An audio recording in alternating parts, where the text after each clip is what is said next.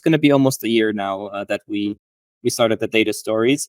And their goal there was, as I said, to go more in depth and find not just looking at what people announced, but looking at what happened and how can you look forward with data. So it is a visual story, so there are charts that makes it easier to understand. It's based on data, but it's still a story, like kind of telling you what you should expect from it. And we're even to take it a step forward, we're of course trying to connect the dots of the data stories as well. So if you go into the Cyber Week data story that we launched now, we also, that we also mentioned like, hey, these three generations, so like Gen Z, Millennials, and Generation X, maybe we also look at Boomers at some point, they have different spending habits. So we linked there, like, look, if you want to find this generation, you go on TikTok. If you want to reach this kind of reader or like this kind of customer, you probably go to email or things like that. Welcome to the Growth Blueprint, the podcast where B2B executives get the insights they need to scale profitable companies. I'm your host, Mario Beshev, analyzing data from over 500 portfolio companies, interviewing top B2B experts, and writing the new playbooks that work.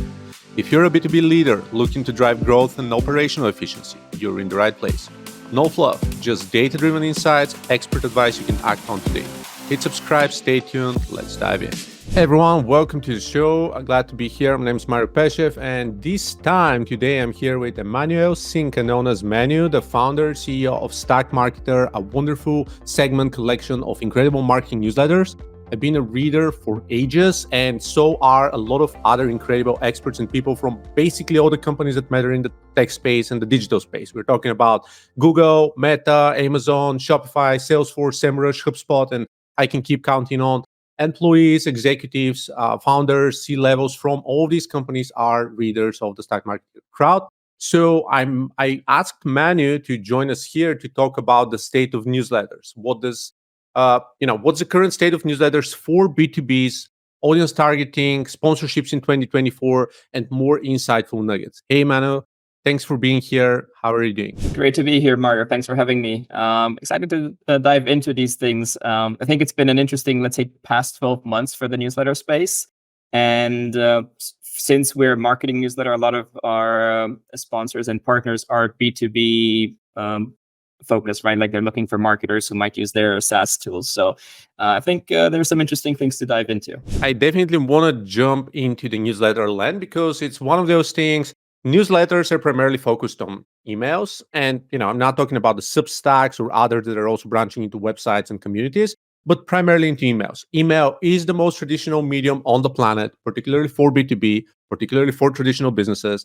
Email was out there before we had social media and lots of other things. So everyone knows what an email is. Every single person on the planet has received dozens, hundreds, thousands of different newsletters. Yet what we see is that working with newsletters and B2Bs trying to focus on go-to-market strategies and growth are rarely considering newsletters, or they don't understand how exactly does it work. So let's start with who's sponsoring the Stack Marketer and the entire media.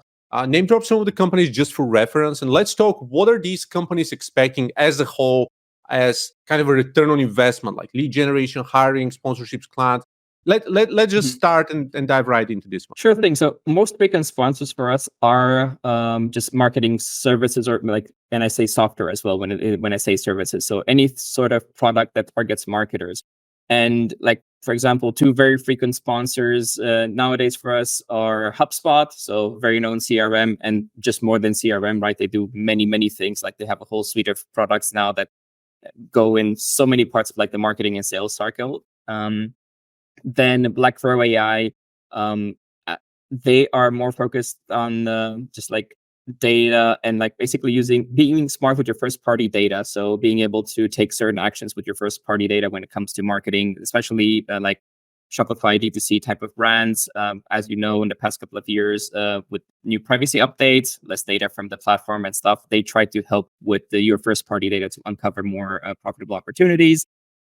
Incense, which is a influencer marketing platform or like influencer management platform, discovery platform. So influencer marketing, again, with data being a little bit trickier, you go with micro influencers and the small influencers. Those other companies are very frequent sponsors, but we also have, a few other newsletters. We also have, the MailChimp, Moose, and Klaviyo type of email service provider. So really email tools marketing tools are the most frequent sponsors for us. And they're not looking for consumers, they're looking for other businesses, right? So agencies, freelancers, in-house marketers to use their tools. Those are really the more frequent ones.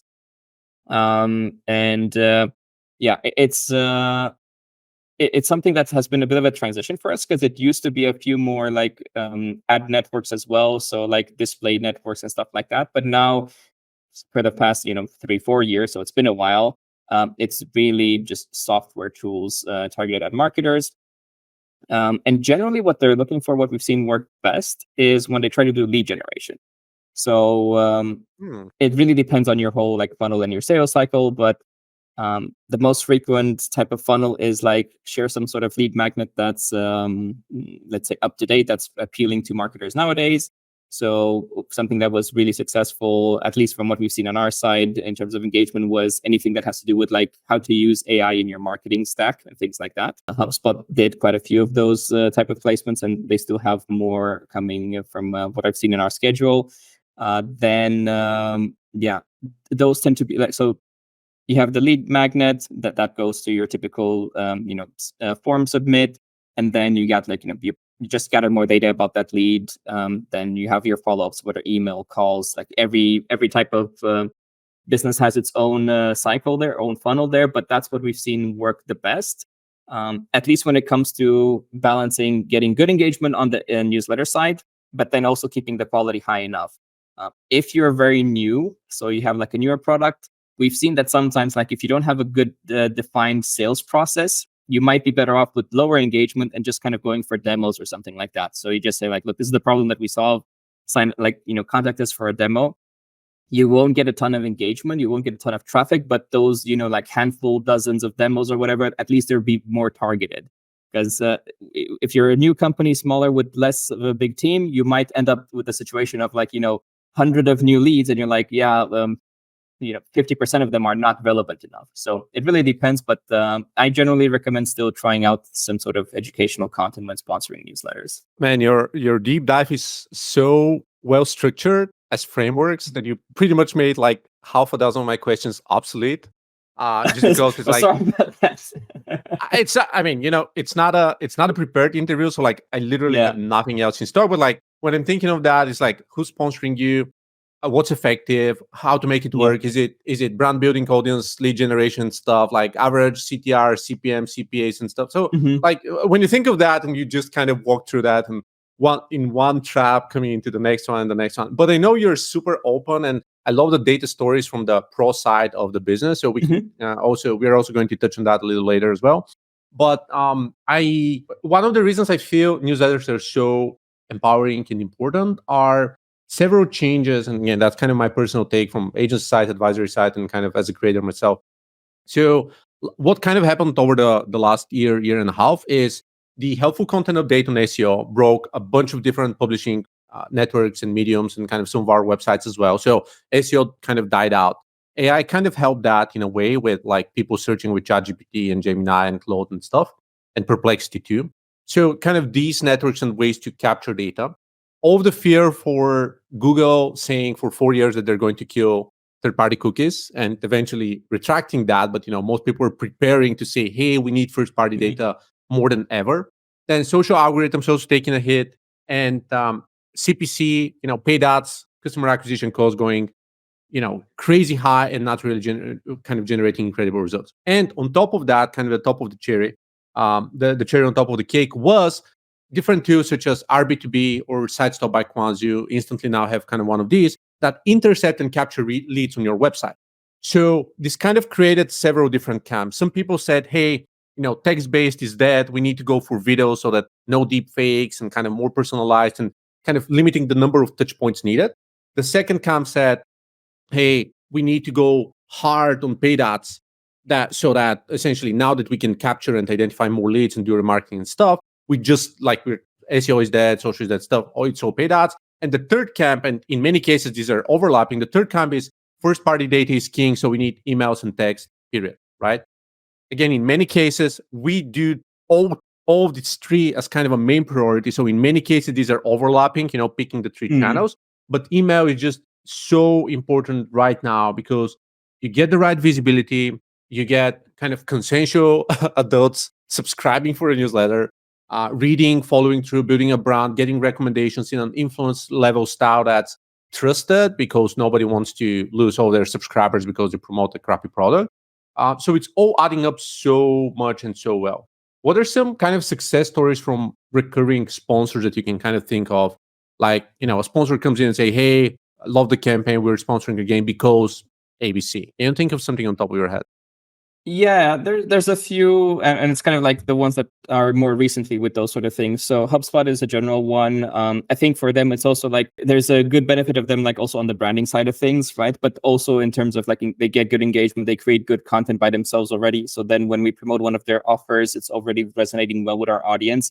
So they've been maybe our biggest spender this year, to be honest. So very frequently advertising with us, which is great to see. Then aside from that, even though some people might not sponsor super frequently, they still, want to be there like, I don't know, once a quarter or so with us, something that I've noticed. So then Ignite Digital, which is like an SEO agency, recently also, Right. they booked with us for the whole year. Like I said, not super high frequency, but like being around quarterly. And they get good results, but also the extra thing was like, they just love the way we present them. So the content that we write in terms of how, because generally what we do is we write the sponsored placements and the sponsor just reviews and approves it. So they love the way that we, bring out other things that maybe they don't think of when it comes to their value propositions. And then same for Incense, super frequent with us. They just want to make sure, like, of course, if you're very frequently in our newsletter, there's unavoidably that the actual engagement drops a little bit. And then, but people just want to, the companies want people to be aware of them all the time. So those three would probably be the most recent ones that come to mind. And in a way, Black Throw is also someone that I would mention as a good case study to look at. There's someone that we worked with in the past almost 2 years, maybe a bit over 2 years. But this was the first year where they booked placements for the whole year in advance. So we talked to them late last year, and then they said like, yeah, if you give us a bit of a better deal, obviously. So that's the whole point.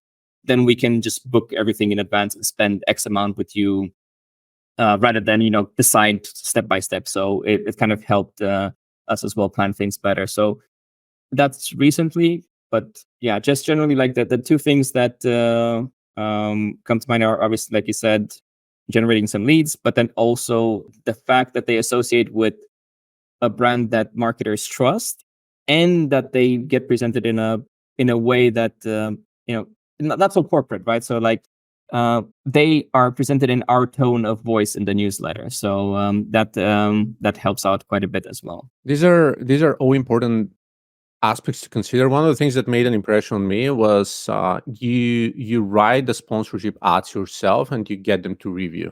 Now, I know for a fact I've been in business for like 20 plus years. The Devrix, my first agency, is 15. Well, actually, there was another business prior to that, but regardless.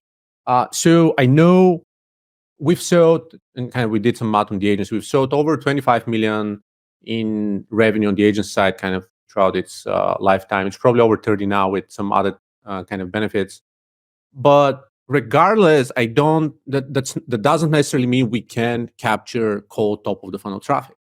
And whenever we run paid ads, I always see that we need to go through like 17 different iterations to squeeze out and build a SWOT analysis, and then get the ICP refined as best as possible, really squeeze out their major pain points, press where it really hurts, use fear, uncertainty, doubt, and so many other things to just outline what people are afraid of and really make the hero out of that story. So as someone who's running a marketing newsletter, actually several newsletters, and that's going to be my second question, but you know very well kind of how important it is to really outline and understand your own audience and understanding their pain points and fears and kind of what they resonate with. It's so much more powerful to just use that and kind of influence that in sponsorship copy.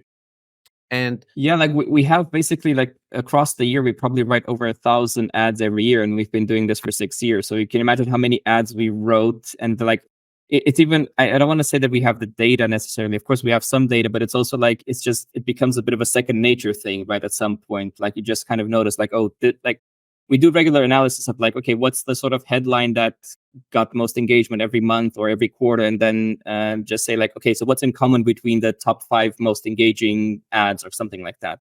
And even though we don't always literally, you know, go back to that exact concept, it's more like it becomes a bit of a reflex. Mm. So it's a bit harder sometimes to put that into a guideline. It's just like a lot of experience that comes with it, because we don't write one ad a day or one ad a week. We have like, you know, 70 something a month, and then probably more over 80, then 12 months. It's like we've wrote a few thousand, solid thousand ads, probably around 1,000 a year.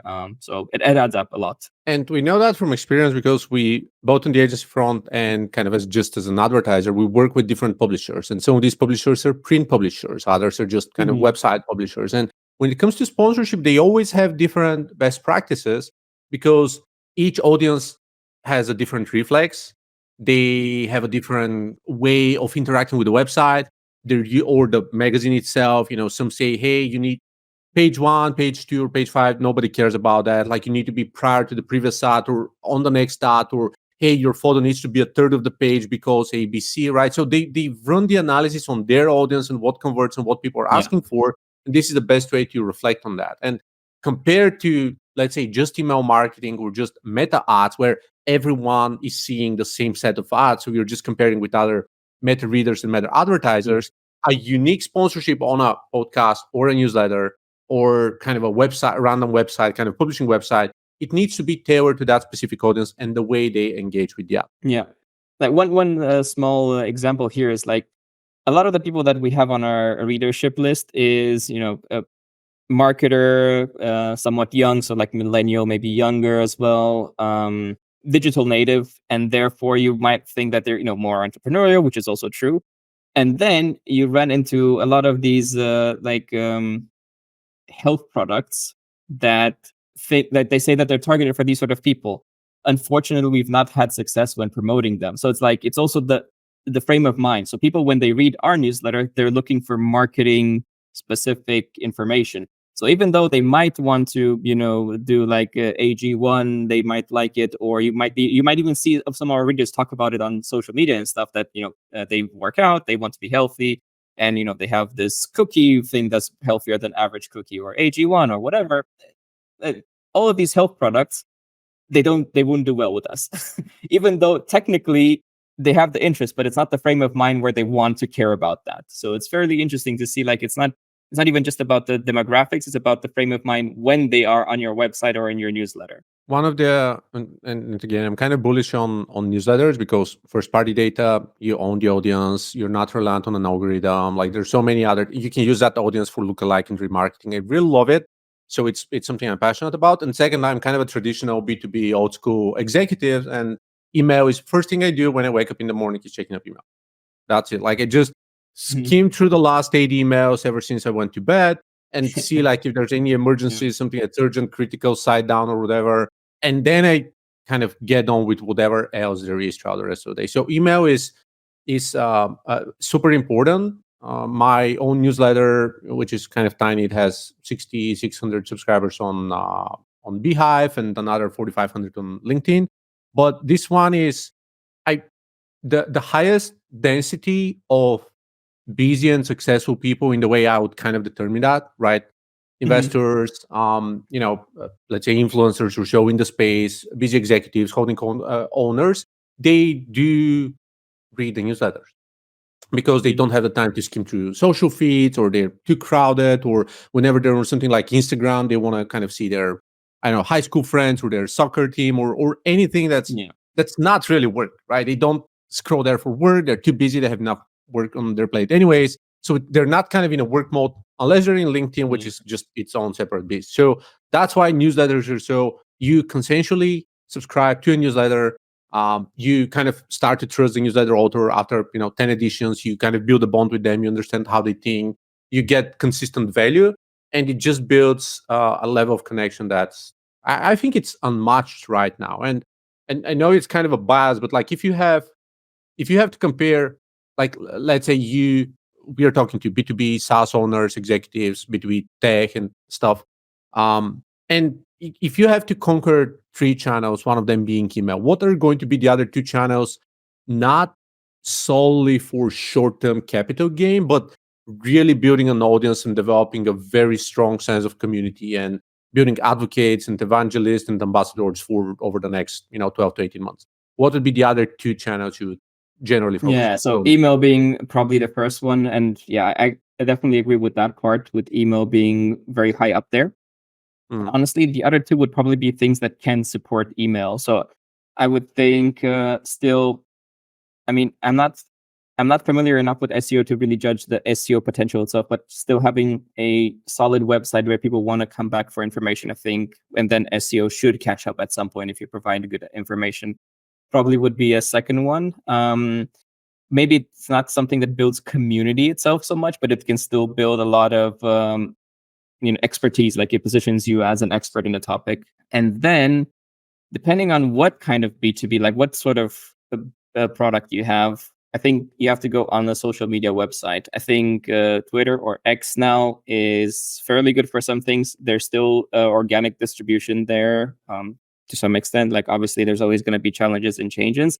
And LinkedIn, those two still seem pretty good, especially when it comes to B2B crowds for the most part. I don't know about Instagram, TikTok. Obviously, they work for B2C very well, but I think it really works well if you have these three pillars, if you want to call them that. So, email newsletter or email in general to be a frequent connection with your maybe most avid fans, or like your strongest advocates, that people are most interested in you because they give you space to be in their inbox, get a notification. They get a notification when you try to reach them, and then solid website with some SEO optimization to make sure that people can find you for the topic, or like if they find you for certain topics, and then also present them with some email subscriber options. And LinkedIn, a bit more community, but again, it distributes some of your content, shows your expertise, but then also can funnel people into your newsletter. So those would be like my three, and it's something that we've tested, and we always kind of test some things. If they don't work out, we kind of go back to the drawing board. So those are the three things that we also think are worth it for any B2B newsletter as well. So I think for B2B SaaS or any sort of B2B product, it's still similar as well. Because although we don't provide the same service, we're still looking for similar audiences that other B2B products would like, if you get what I mean. So we probably hang out in the same channels for the most part. I love it. And you said, channels that are going to supplement email. My personal take, again, SEO and LinkedIn used to be two of my biggest channels, 2018 to 2022. They both dried out in 2023, completely dead, out of the water for different reasons. And again, on the agency side, we still do SEO. The problem is HCU last year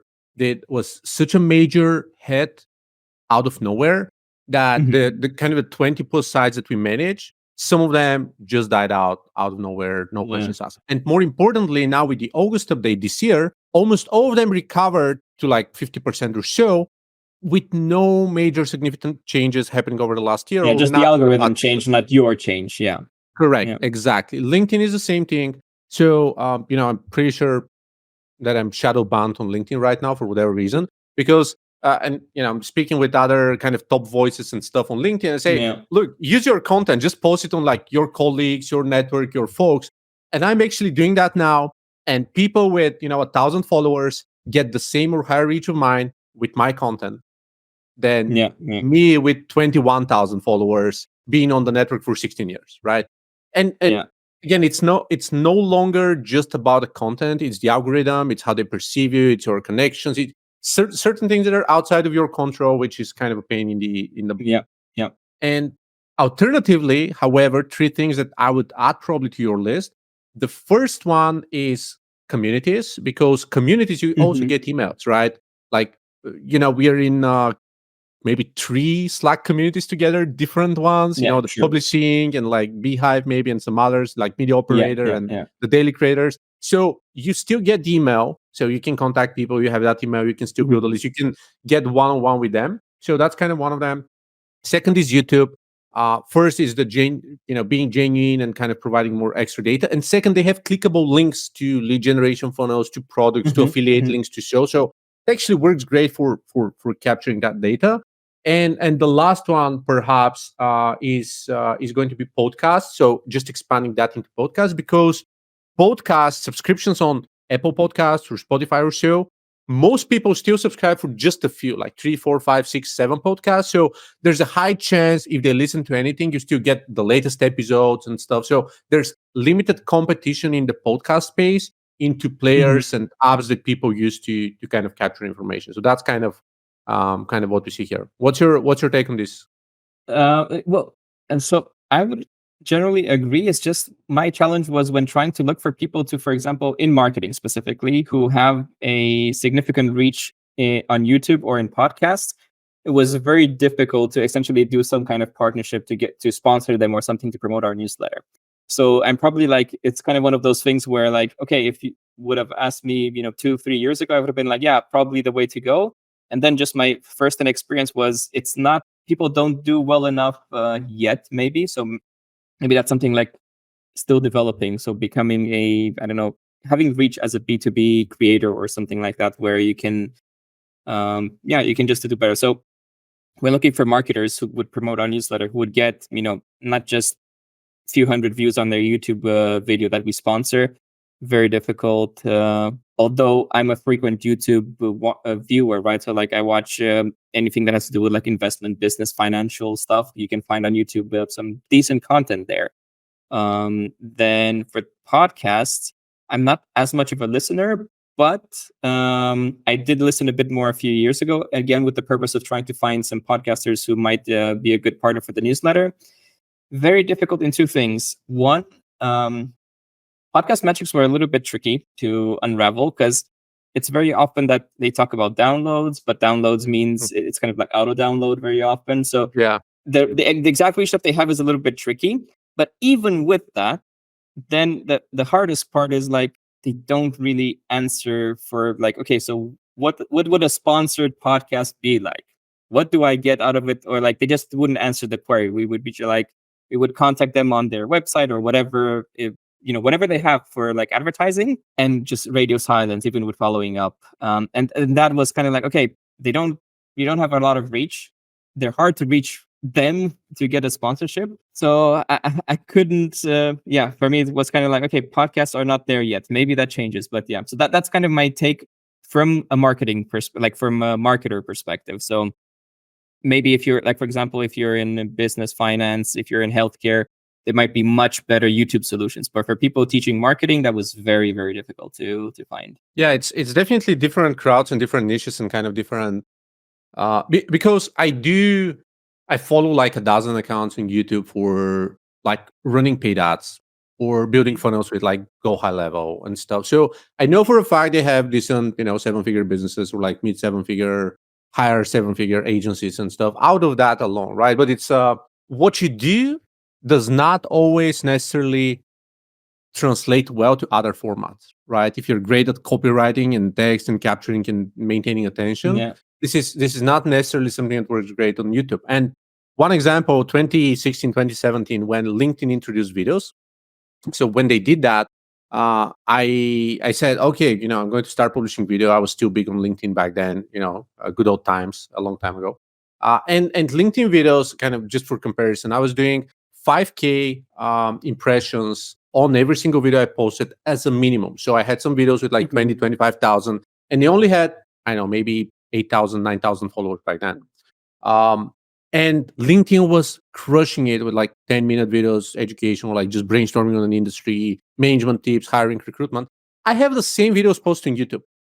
And earlier this year, I still had 500 followers. My account was founded in maybe 2007. So it'd been like almost, I don't know, 16, 17 years or so with 500 subscribers. Right now, we're at about 2,500, maybe higher. So sometimes, once again, there's that algorithm click, or there's a PPC Yeah. medium that works well, or there's like a sequence. I often tend to kind of compare it to gaming, like video games, like Diablo, for example, right? You can do a rune words, right? You may have several different kind of plastic boxes to pipe into one another and to form a word. It's almost like Scrabble, right? You just pipe in several things together. None of them means anything in itself. But when you connect all the dots together, then it turns into a high level super efficient Yeah. funnel. So that's kind of how it works. But yeah, back to newsletters, because that's essentially kind of what we're focusing on.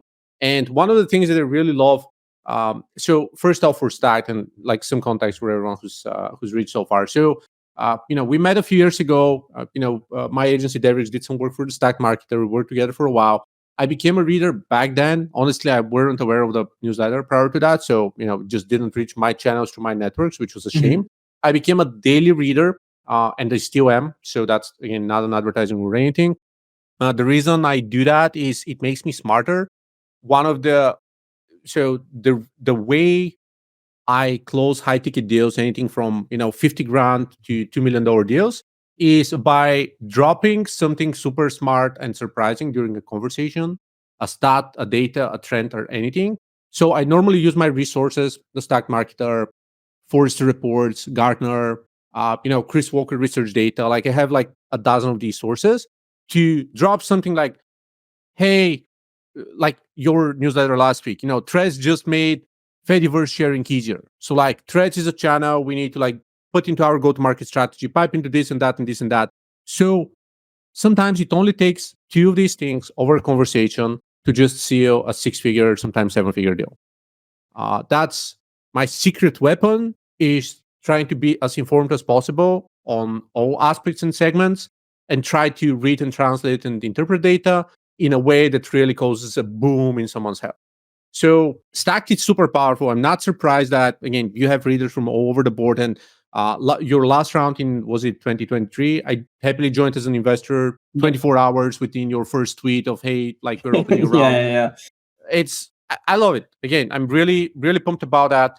I also believe that people should get smarter. I hate one of the reasons I hate AI is the AI generated content, and people just crafting thousands and thousands of articles of 5 ways to become better at this, 5 ways to do marketing. That's regurgitated. It's becoming a thing with newsletters too. So like, starting a newsletter written by AI, it's more frequent. So exactly. So I think that most people stay dumb because they read low-level one-on-one data, like 1 out of 5 level of depth complexity, instead of reading what's actually happening in the space, success stories, case studies, interviews with successful leaders, modern trends and data and whatnot from out there. So one of the things that, again, you do in Stack, and I'm going to let you talk about data stories. I'm actually going to screen share right now. Talk about the data stories. Want to figure out how you started one, that. a bit earlier this week. The Cyber Week data. We wanted to make it timely for now as well. All right, so I'm sharing. Cool. Yeah, I'm sharing. So yeah, this is kind of the Cyber Week data. So lots of sales information, kind of broken records and data on kind of how did sales moved up the needle throughout the recession, and kind of what's expected, what's forecasted, kind of what's happening on the total Cyber Week, combining Black Friday, Cyber Monday, and kind of the long weekend. We call it Turkey 5, starting from Thanksgiving to Cyber Monday, and kind of and kind of lots of other kind of industry events across the board. So I love these data stories. Occasionally, I'm quoting them on like LinkedIn or other networks to kind of provide more and kind of spark conversations.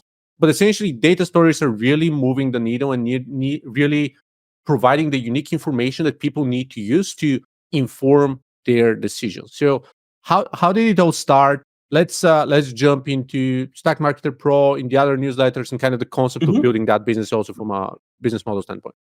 Yeah. So taking a step back, we started as a newsletter that was really focused on just news from the marketing space. And with news being like, what's latest with whatever channels, kind of what we discussed here, like what's trending, what's not trending, what are new features, ad formats, stuff like that. Some case studies as well, like there's this person who shared something new that they did, this is how it worked. And while that's fine, we always felt like, okay, how can we expand? How can we, kind of what you said, how can we try to make our readers even smarter than just the news? And one of the things, among other things, we liked the concept that a newsletter card charter has, which they do kind of for just businesses, investment, and general trends. They don't do it for marketing. And then we thought, like, this was like already like 2 years ago. We had the thought, like, could we do, like, are there any marketing trends that we can look into? What will we need to make that happen? So we would need a data analyst, but how do we make them visual nicely? Where do we have our data sources? All these sort of things. How many resources, how much money does it take to start something like this, to commit to it? How do you monetize it? Does it pay off? How does it pay off? How do you count that? So it took a while to find out all of these things. But then, around end of last year, I would say, I think like Q4 last year was when we started posting them. So it's going to be almost a year now that we started the data stories.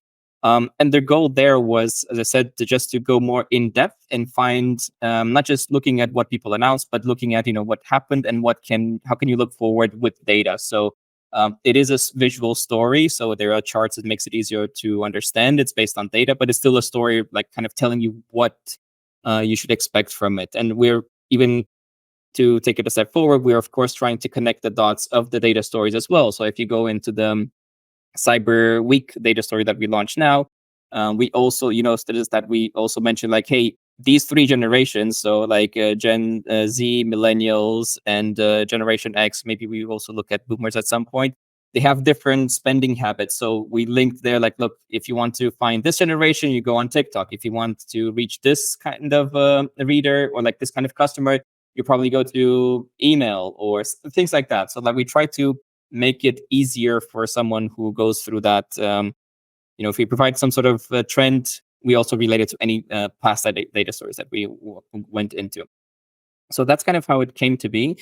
And it's just content that we also find useful. Like it's not, I would say, of course, it can be replicated, but to some extent, it's still unique to us because we're the ones digging through the data. We're the ones making like very, very frequent, let's say, clarification that we have to make is like, e-commerce was booming. Well, let's adjust for inflation, and then you see that it's kind of like stagnating once you account for those sort of things. We also have Super powerful. sort of things. So it's like a lot of the mainstream news articles, like, yeah, it's booming, it's the highest ever, but it's like, okay, but what if you adjust for inflation since a certain point in time where you have the data? It's like, well, now it's not booming anymore. It's just stagnating. It's not shrinking, so it's still good that it's not shrinking. So it's not the end of the world or anything, but it's not, it's not all rainbows and butterflies anymore. And I think that context is important for anyone who is serious about business, and especially who has to think about marketing spends, managing their business. It's like, are you growing? Is your business growing faster than inflation and stuff, or maybe your business is not growing in absolute terms that way? So those are the sort of perspectives that we try to add in the data stories. Yeah, and sorry for interrupting, but one of the recurring conversations over the past podcasts that we have with both Garrett from Chimera and Blake from Flippa and some of the other folks back then is, we always kind of reach out to the conclusion that you need to follow the money. Like, figure out who are you speaking to, how are they making money, what's the reason they're saying something. We have the elections in the States happening in just like a couple months from now. So you have two different camps, one, supporting Democrats, one supporting Republicans. We're not going to talk politics here, but the point is, reading some medias, for a fact they're going to be 100% Democrat-only data. And that is going to be 100% Republican-only data. So, understanding what's the rationale behind that, they have different needs and gains and stuff, but you're not going to get the real truth and the actual data. And I'm always joking that if you want to understand how the real estate market is doing, you should never speak to a real estate person on TV. Never, right? Because regardless of whenever there's a recession or anything happening, nobody's going to say, hey, yeah, everything is doom and gloom. Construction is down. Nobody's selling. Deals are taking 5 times longer. But, come and buy from me because that's 100% of my income and that's what I'm counting on. Yeah. So because you mentioned e-commerce data, like most of reports coming for e-commerce are who? Adobe with their like Commerce Suite or whatever the name was, Shopify, Amazon, Walmart, Target, from commerce networks trying to make more money online and say, hey, everyone's buying online. Every single year we get more and more and more and more sales. So you need to start shopping online pronto and just buy a lot of stuff from us. And kind of what I liked about data stories is they're impartial because they're not sponsored. You don't really care whether e-commerce is going up and down. It's like not part of your business model. You don't like it's not impacting you in any way possible. And that's what makes it impartial, Well, there's also another factor to them, or two things. So one, I would recommend everyone to read if they have the time. There's a little book called How to Lie with Statistics. It's not very long or anything, but it shows some visuals of both things, like you said. Because, for example, the same data can be interpreted differently by people. Like I mentioned, the inflation part. Like you just admit that there's inflation, and in fact, the data does say that there's more dollar sales. So if you don't adjust for inflation, it looks good. So you can just put that framing, and it's not a lie per se. If you can always argue those sort of things. Absolutely. Mhm. So how to lie with statistics is a good one. It also helps us then when we design graphs to be like, okay, wait. Like this graph that we've seen there's some things missing, or there's some things added that doesn't paint the correct context, if you get what I mean. There's a funny one that goes viral every couple of months, where they say like the size of people in different parts of the world, and like they show like between 4 feet and 5 feet, they show a difference like 3 times the difference of height. And it's like, no, between 1 feet and 4 feet is just like a 25% difference. You cannot Yeah. make the 4 feet person tiny and then the 5 feet 5 times bigger. That's not how you represent visually correctly. So there's that factor. If we try to be aware of like all the how to lie with statistics lessons there when sourcing the data. And then there's a team that works on creating them, but we always have fresh eyes of, let's say, myself or Thomas, because you know him as well, to read through them and provide these sort of context from someone who's maybe like a bit outside. They didn't like get into the data, and fresh eyes, they help a lot, and especially for people who are aware of the how to lie with statistic type of things. So it does help a lot. And yeah, we also always explain which are our sources all the time for them, because we sometimes do use like Adobe sources, for example, if they do surveys. So if we try our best to make sure that they are correct and unbiased, but if there's a bias, we do just say like, yeah, that's where it's from. So if we get any sort of other information, we just correct it. But yeah, obviously, so far, thankfully, we've not had issues. But when you publish a lot, you will make mistakes. So I'm wondering, when do we have like our first a little bit of like, hey, this, you made a bit of a blunder with that data thing. So it's bound to come at some point. Hopefully not too soon, but yeah. I mean, it happens even with the best out there. You see corrections at New York Times or Wall Street Journal, Yeah, like, yeah. and I'm just name dropping. So in all fairness, it happens. As long as you're not publishing like medical like records information that's really life threatening. I think that you should be cautious, but like not super worried per se. Um, Yeah. It's just more like when you publish at this high volume, mistakes will happen, and it's just Absolutely. important to make sure, like, wait, when they happen, just correct them, go for the better source, fix it, and it's fine. Like you don't have to, as you said, like you don't have to make a huge deal out of it. Just like don't intentionally make it incorrect, if you know what I mean. Yeah. And one other area I want to touch on is, so the kind of the stacked group has several different newsletters. It's not just Mhm. one. And I'm I believe this is the right way to go for that, but I'm sure you get the question quite a lot of, hey, why don't you segment and kind of incorporate and merge everything into one? It's one brand, easier to manage and all that stuff. And like my personal take is, I know how hard it is to manage multiple brands and multiple businesses. I often get bashed by people like, hey, why don't you consolidate your 5, 6, 7 companies together and stuff? And then people don't really get it, right? You have different audiences, different targeting. You can't just post everything and anything in one newsletter and expect people to tolerate that and just anticipate everything that you have to say. So we taste, in fact, different topics, different journals, different problems solved. And some people may opt in for all, but others are just going to sign up for whatever they really care about. So how did that all start, and why did you decide to acquire other newsletters and yet merge some, then maintain others as standalone brands? Sure. Well, when we started as the one newsletter, we didn't really have an exact plan of whether we do. Usually, there's like two minds, that like two ways of thinking that we had back then. Is like, do we stay in marketing and do more marketing things, whichever they might be? So, letting that aside, and I'll explain why we went the marketing way. Or do we do more things, more other newsletters? So, if you look at Morning Brew, for example, they had a more like business finance newsletter, and now it's more mainstream news with a bit of a business take on things. But they then expanded into marketing, into IT, into healthcare, HR, a bunch of other things, right?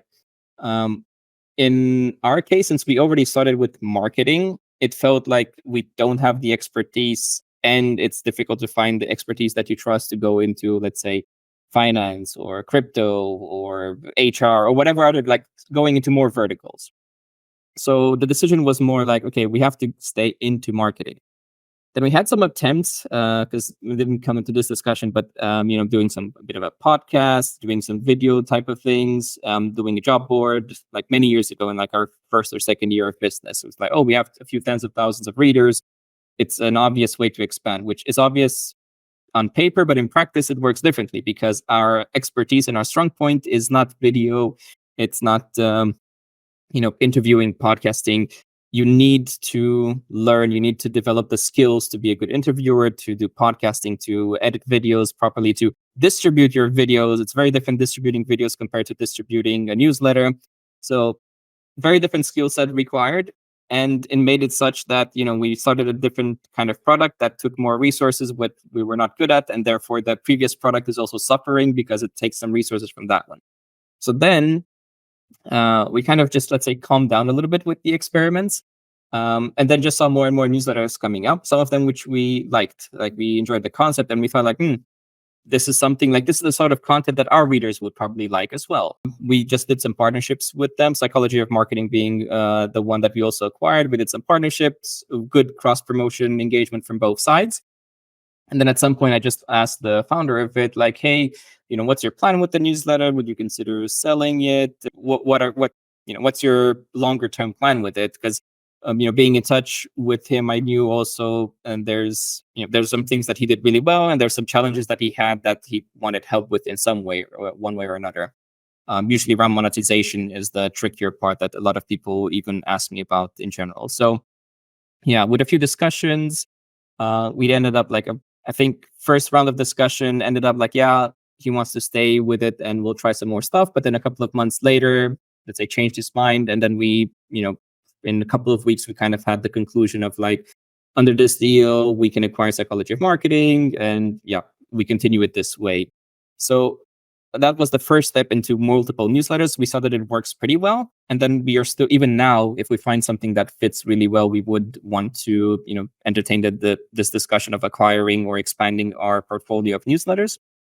And then the other thing was, if there's a newsletter that's exactly like ours, providing the same service for the same target audience, but if they're not doing so well, why wouldn't we be able to, kind of do a roll up into our own newsletter? And that's something which we did with the newsletter called The Funnel back then. So we had a couple of weeks of transition of explaining like, it's providing the same news, hopefully better. Like that's what we said. And I think we do it better. So providing the same service, you don't get left behind. Of course, if you don't want to stick around, you can unsubscribe, no hard feelings or anything like that. It's fine. And then it was a good way for us to expand our readership without having to, run Facebook ads at a certain budget. It was like a fixed cost per subscriber that we can kind of calculate. And we also noticed that, our audience, it's hard to put everything into one newsletter. Like even data stories, they stay in the daily newsletter, but the type of content that it is and the effort that you put into them, it can become its own newsletter by itself, right? And that's kind of why we started Tactics, our third newsletter. That one was not acquired. It was started by us, but we just thought like, look, we have so much of this extra actionable content. Let's try to make another weekly newsletter, so not very frequent, where we share, kind of guidelines, steps, things that we've seen actually work in the wild, kind of, as the name suggests, tactics, things that you can just put into action. So those are like the 3 free newsletters that we have. And with Stack Marketer Pro, it was the idea of, how do you expand even more into marketing? Well, in-depth education, in-depth research. And that was, that's a little bit harder to get sponsored. Or if you sponsor education or research, then it becomes a little bit more like, are they recommending SEMrush as a tool because they sponsored or because they're the best tool for this, So that one is, paid membership, paid per user. So whoever wants to join and learn from, different courses that we have, different reports, different guides, it would be paying by them. And the inside is not sponsored, right? So it's all created to be as good as we can do it. Of course, even if things are sponsored, we try to make them great, but there's always going to be that seed of doubt. Like there's no way that you completely separate them. Like whatever you see, even like if you see a football team being sponsored by something, you're like, should I buy this car or that car? Well, I'm a fan of Bayern Munich and I'm not a fan of whoever, who are they, like there's a little bit of like, you always move your decision a little bit based on these things. So just keeps it fair, as neutral as possible. I'm a great supporter of maintaining different revenue models for sure, which kind of in your case could be, again, direct sponsorships and affiliate and the pro community. I think the pro community is definitely a great idea, just both recurring revenue and getting actual commitment from your members and delivering extra value. I think in a nutshell, especially for small teams, being able to grow a community to a certain point so that it's kind of self-sustainable means that you can do, you're not, what's the best way to put it? You're not dependent on additional capital anymore. You're not seeking new deals. You're not seeking sponsorships. It's a self-sustainable model, right? So it's as long as, so perceptions and kind of misunderstanding. In most cases, when newsletters are a B2B product because the revenue is coming from sponsors. So newsletters have to, of course, grow an audience, but really deliver value to sponsors. Otherwise, there's no value and they can pay payroll for writers and all that stuff. In a community, you're B2C in a sense because your audience is every single individual subscriber and every single person reading the network. So it's kind of shifting the business model. It's creating a more impartial relationship. It's creating more value added to people. That's completely, I live to serve you in a sense, and not I need to entertain you in order to be able to capture other voices who kind of get an embed in here. Even though it's extremely hard, publishers have been trying to do that forever, right? Monthly memberships and kind of paid locked-in articles and kind of gated content and stuff. Even though it's harder, ultimately, I think that at least, a 50-50% mix or so revenue-wise is a great distribution mechanism and is kind of just the right way to get there. So anything that's not fully sponsor related, could be the pro community, could be additional paid courses, mastermind, events, paid, Slack community or so. All of these could deliver different value bits and add to the P&L without being dependent on companies adjusting their marketing and brand awareness budget across the board. Yeah, which has happened a lot in the past. Like I said, the past 12 months, 18 months was probably like some of the most the most adjustments you've seen mid-year for budgets, probably, at least in my experience. So like less experience than other people, but it's been quite eventful, I would say. Indeed. Well, yeah, that's all I have so far. Thanks for the great chat. Again, I firmly believe newsletters are one of the key channels to think of in 2024, 2025, maybe 2026 as well. It's definitely in my top 2 right now, along with kind of the YouTube podcast, the one that we're recording here, and just the channel. And kind of blog is still kind of number 3, but it's kind of supplemented with other networks, partnerships, affiliates. Let's see what happens with the next update, right? Like from Google.